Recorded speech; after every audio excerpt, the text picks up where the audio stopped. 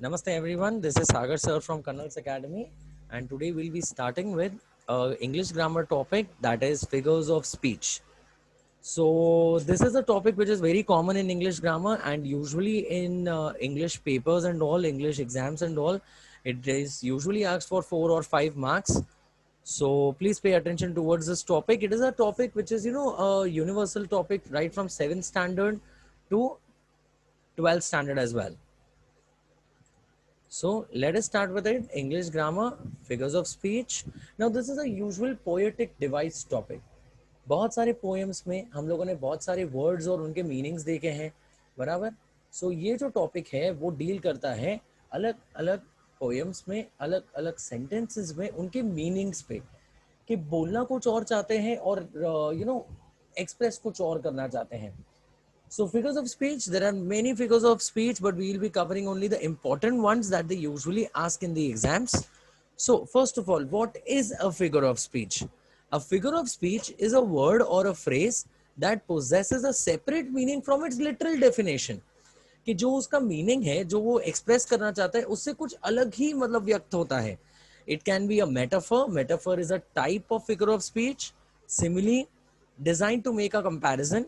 It can be repetition, alliteration, or exaggeration of hyperbole to provide a dramatic effect. So to make the poem more interesting, to make the sentences more interesting, to read in between the lines, many of the poets use this topic figure of speech to make their poem more exclusive, more unique, and more complex.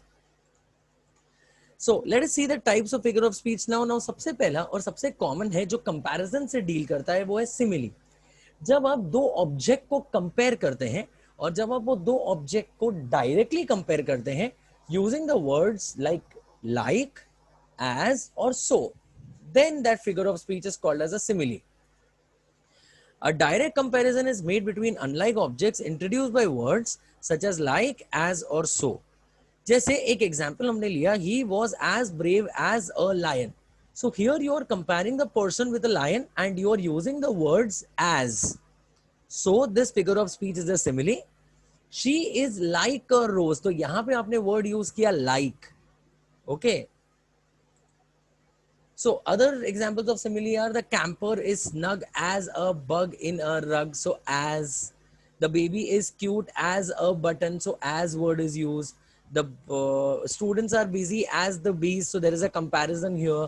So like word is used, as word is used, or so word is used. So if there is a direct comparison between two things, it is the figure of speech simile. Then comes the next figure of speech, metaphor. Metaphor is also a comparison, but here you are indirectly comparing. So it's a very strong comparison.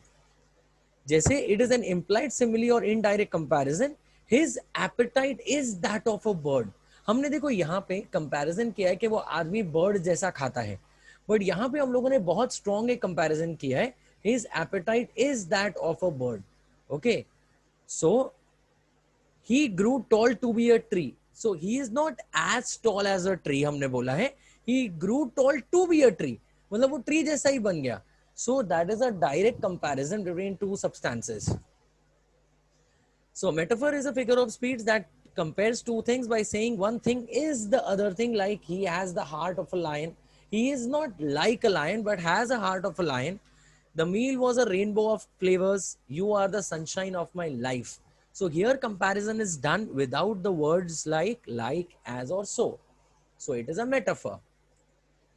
So these are the some of the figures of speech between simile and metaphor. Let's see the third one. He eats like a pig. So metaphor में हो जाएगा he is a pig. So he is actually not a pig, but you are comparing him to be a pig. Then poor as dirt. So poor as word हुआ है. So there is a comparison. Then your eyes are like sunshine. So either word use हुआ है like, and then इसका metaphor होगा you are my sunshine directly. So these are some examples of similes and metaphors that you can refer. Third is personification. Now sometimes in poem हम देखते हैं कि एक non living object को एक human quality दिया जाता है. So when a non living object is given a human quality, that figure of speech is called as personification. So that is what we will be dealing with here. Definition: giving human qualities to inanimate. Inanimate is non-living things or abstract things. The moon peeped from behind the cloud. So peeping is a human quality which is given to the moon. The sky laughed and cried out in anger. So laughing and crying are the human qualities that is being given to sky. So this is personification. The leaves danced on the wind. So here when you're talking about, there is a human quality that the leaves danced in the wind. So the human quality of dancing is given to the wind.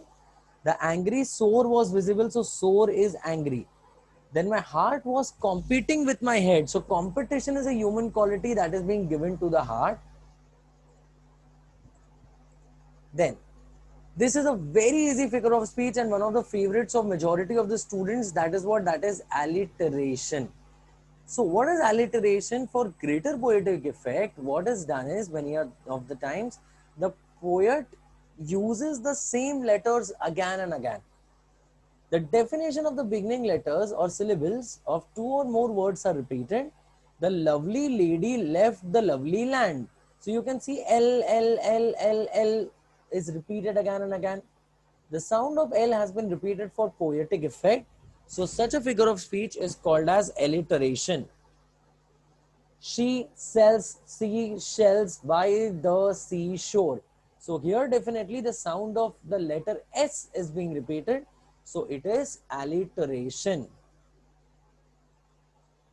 Just like alliteration, wherein the letters are repeated, here in repetition, the words are repeated. For example, fly, Robin, fly, up in the sky. So fly, fly is repeated, up is repeated. So the words fly and up are repeated for greater poetic effect. So that figure of speech is repetition. So if the letters are repeated, then it is alliteration. If the words are repeated, then it is repetition. Another example of repetition is, I looked upon the rotting sea and drew my eyes away. I looked upon the rotting deck and there the dead men lay. So in this poem, the words I looked upon the rotting is repeated again. So that is why it is repetition. Next is interrogation. This is a very easy figure of speech. Once again, it's a rhetorical question which you don't expect an answer. Okay. So if there is a question mark, so it is usually an interrogation. This is in the form of a question. What do you sell, oh ye merchants? It may be a rhetorical type where no answer is expected, but it is only used for a greater poetic effect. Like, aren't you ashamed of yourself? So yes, he is. You don't expect an answer. Is this the time to come? So the student is already late and the teacher is scolding. So, is this the time to come? So definitely not. Actually, it is used instead of a statement like, you ought to be ashamed of yourself, or this is not the time to come, for more effect. Then another example is, what female heart can gold despise? So no female heart despises hate. Are we not the finest people in the world? So yes, we are. So this is a rhetorical question. Next exclamation, just like एक interrogation में question mark होगा तो exclamation sentences में exclamatory mark होगा. A strong feeling is expressed. What a beautiful sunlight sky. How lovely is the night. Alas, it was in vain. What a piece of work is man. How beautiful Helen of Troy was. So definitely all the sentences have exclamatory marks. So this is exclamation figure of speech. Next, and one of my favorite figures of speech is hyperbole. It is also called as hyperbole. So when you're talking about here, O is usually silent, so it is usually pronounced it as hyperbole. Now, another thing, students, important to note is to learn the spellings of the figure of speech. If the spelling is wrong, usually most of the schools give you the entire figure of speech wrong. So make it a point that you do not make mistakes while writing the spellings. Hyperbole is an overstatement or an exaggerated statement. I was so sad that I cried buckets and buckets of tears. So it is impossible for someone to cry buckets of tears. But here it is over exaggerated. Yes, he cried a lot. So it is just to imply a greater meaning. It is an exaggerated statement. Example, he has tons and tons of money. So he has money. So he is quite rich. So instead we are saying he has tons and tons of money. My backpack weighs a ton. That is the kids, bag is weighing a ton, so it is impossible. So it is an over exaggerated statement. My shoes are killing me. Okay, so my shoes hurt very bad. Here there can also be a small confusion that this figure of speech is personification. His shoes are given the human quality of killing. Next is climax. So the words are in increasing or ascending order of importance. So if the sentences are in the ascending order, like I waited for days, weeks and months. So days come first, then weeks and then months. So if it is an ascending order, that figure of speech is climax. The words days, weeks and months are increasing in order. Then the next example is she dreamt of having a maid, a car and a house. So, maid is at a lower level. Maid in the sense it is easier to get a maid. Then to buy a car, it is difficult. Then car se zyada difficult a house. So, maid, then car, then a house. So it is in ascending order. Then I came, I saw, I conquered. This is one of the very famous climax figures of speech. He begs, he lies, he steals, he kills. So begging is at a first stage, then lies, higher stage, then stealing much higher, and then kills. So, the levels are increasing. Just like the levels were increasing, maid, car, house, I came, I saw, I conquered, Vesa. So if the levels are in ascending order, then it is climax. Now, on the opposite side, if the levels are in descending order, then it is anticlimax. I saw his house, then car, and then mobile. So, this is descending. The word house, car, and mobile go from big to small. The soldiers fights for glory and a shilling a day. So, glory is the first thing. Okay, it is a bigger thing. And then the smaller thing is a shilling a day. Then I die, I faint, I fail. So, it is reverse. Okay, how can you die, then you faint, and then you fail? So, it is anticlimax. Next comes is onomatopoeia. Whenever in any word sound is expressed, that figure of speech is onomatopoeia. The sound can be imagined from the words, the buzzing of the bees, the hissing of the snakes, the ding dong bell, the tick tock went the little clock. So tick tock is a sound. The sound of the bees, snakes, bell and clock can be imagined. So, just if the words are used like gush, so the flood water gushed through the town. So gushing is the sound of the water is expressed in this word. Then, we can take any of the example, chatter. So my teeth chatter as I stood in the snow, chatter, that is chattered. So that is a sound hidden in that word. So the owl hooted in the tree. So owl, the sound of the owl is expressed in the word hooted. Squeaking, the mouse is squeaking. So these are the words in which sound is expressed. Boom went the bomb. So boom is definitely a sound word. Next figure of speech now is inversion, which is very easy to get into. The grammatical order of the words is improper, often to make the last words rhyming. So, to have rhyming words, they change the order of the sentences. To the market I went and lots of money I spent. So this is inversion definitely because it is not correct grammatical order. The correct grammatical order would be I went to the market and spent lots of money. But just to have a rhyming scheme, the poet is putting the word spent at last. Okay. So if I tell you Sagar is my name, okay, and fame is my game. So, definitely just to name and game, I've inverted my sentence. So Sagar is my name is a wrong statement. My name is Sagar is the right statement. Okay. So some other examples are in silent night when rest I took. So in silent night when I took rest, this should have been the correct English statement. My pleasant things in ashes lie, which is again not a correct grammatical statement. My pleasant things lie in ashes. Okay. So the words are not in a proper order. Then comes, see, now we are going on to the figures of speech which are at a higher level, that is apostrophe now. Directly addressing the dead, absent or non-living, abstract or living, but normally not spoken to. When you're talking to certain things or certain person who are not present right now, who are either dead or who are somewhere far from you, then it is called as apostrophe. Like, I miss my mom a lot. So your mom is not present in front of you. but you're missing. Might be your mom is far away, or might be she has passed away. So that is called as apostrophe. Shakespeare, why did you make English so difficult? So Shakespeare is not present. Okay, he died years back. So definitely you are addressing Shakespeare, a dead person. So that is an apostrophe. I long for you and wish you could be with me, grandma. So might be the grandma is not present just in front of the person. So he's missing his grandma. So that is why it is an apostrophe. I am sorry, table, to have bumped onto you. So table cannot understand your language. Table cannot have feelings. So table, see here it is not, table has not been given the human quality of bumping. The writer is bumping and telling, oh sorry table, I bumped into you. So this is apostrophe because you are addressing non-living things. Thank you trees for giving us shade. So definitely when you're talking about trees you do not usually speak to. So it is apostrophe. Other examples may be blow, winds blow. So definitely the winds cannot hear you, or the winds are not living things. So you are addressing them. So that is why it is apostrophe. Little lamb, who made thee? So definitely animals cannot understand your language. So whenever you are talking to a person who is not present, or a person, who is not a human, so that is called as apostrophe figure of speech.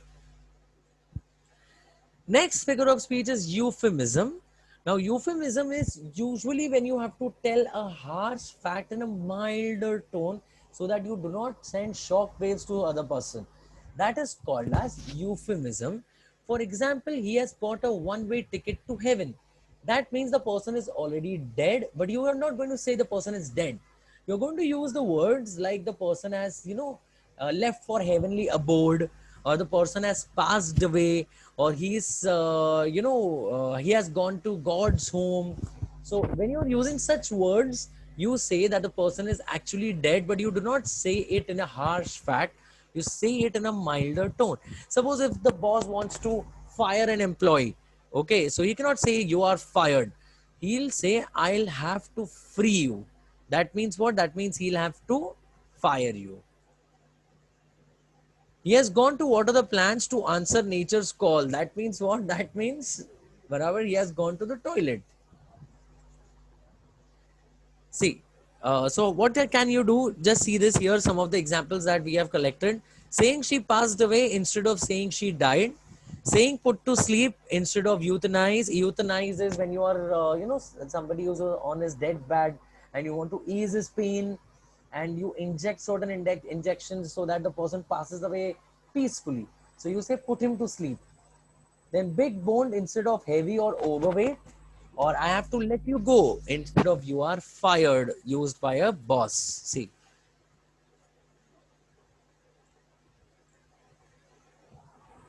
Next comes is transferred epithet.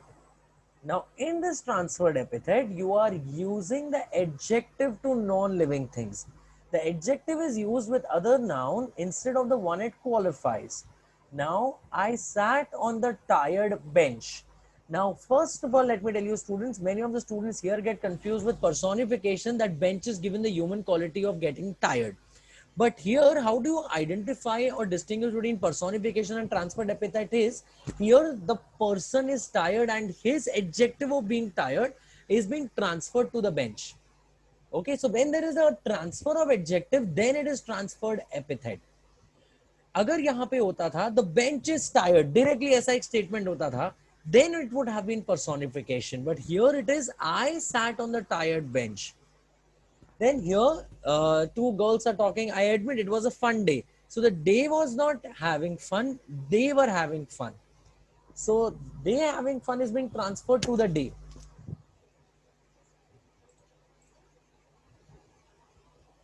Then irony. So don't get confused, first of all, between transferred epithet and personification, right?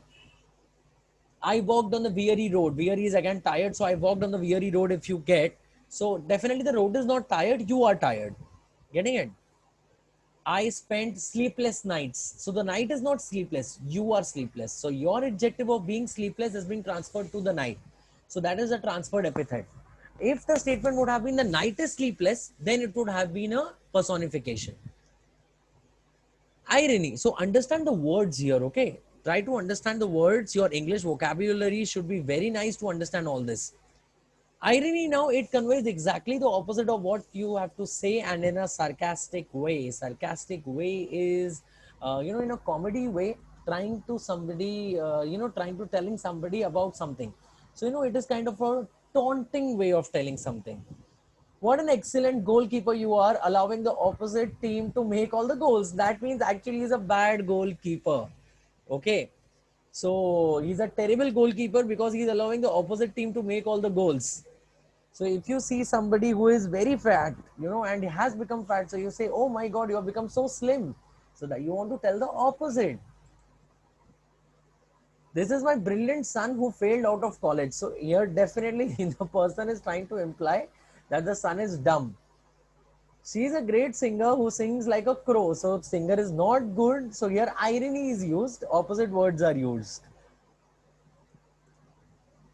Next comes is oxymoron. Two opposite adjective or qualities are used to qualify the same thing. एक ही चीज के लिए जब आप दो words use कर रहे हो डिस्क्राइब करने के लिए और दोनों आजू बाजू में हो नेक्स्ट टू ईच अदर, जैसे for example he was a gigantic dwarf, so it is opposite. Gigantic is big and dwarf means small. Okay, so for example he is an excellent dumb, so excellent is best and dumb is worst. ऐसा. So, examples of oxymoron is big baby, it is an open secret. So, how can it be secret and open? So, these are two open words. These are two opposite words, sorry, which are side by side. So, it is an original copy. So, is it original or a copy? Okay. He is a living dead. So, these are the words oxymoron. Oxymoron में दो opposite words side by side होंगे next to each other. Then it is oxymoron. Next comes is antithesis. Now, antithesis and oxymoron are different in one sense. That antithesis mein there are lots of opposite words in the same sentence. The rise and fall of the Roman Empire. So, rising and falling again are two opposite words, but they are not next to each other. So, it is not oxymoron, it is antithesis. The words rise and fall are opposite in meaning. Example of opposite proverbs are man proposes, God disposes. So, man, God opposite, propose, dispose is opposite. Speech is silver, but silence is gold. Speech, silence, opposite. Silver, gold, opposite. To err is human and to forgive divine. So err is mistake. Forgive is to forgive something. So opposite, human, divine, opposite. So lots of opposite words in a sentence. Then it is called as antithesis. Next comes is tautology. If you're using two words to express the same thing, then it is called as tautology. For example, two or more words having the same meaning are used, so nothing extra is expressed. He is stupid and dull-witted. So stupid and dull-witted means the same. They mean the same. Example, a good-looking, beautiful woman. So you already said good-looking. So why beautiful? It is a round circle now. Circle is always round. A big giant. So if it is giant, it has to be big. Okay. She is a widow woman. So you don't need not write woman because she is a widow. That means it is a woman only who is a widow. So unnecessary repetition of words. Now next figure of speech is paradox, wherein it contains contradictory ideas and sometimes it is taken for antithesis. कितने लोग antithesis और paradox में confuse हो जाते हैं. The king was sick, his cheeks were rosy and he ate with kingly zest. His cheeks being rosy and his large appetite contradicts with the idea of being sick. So here, here are two opposite things. Okay.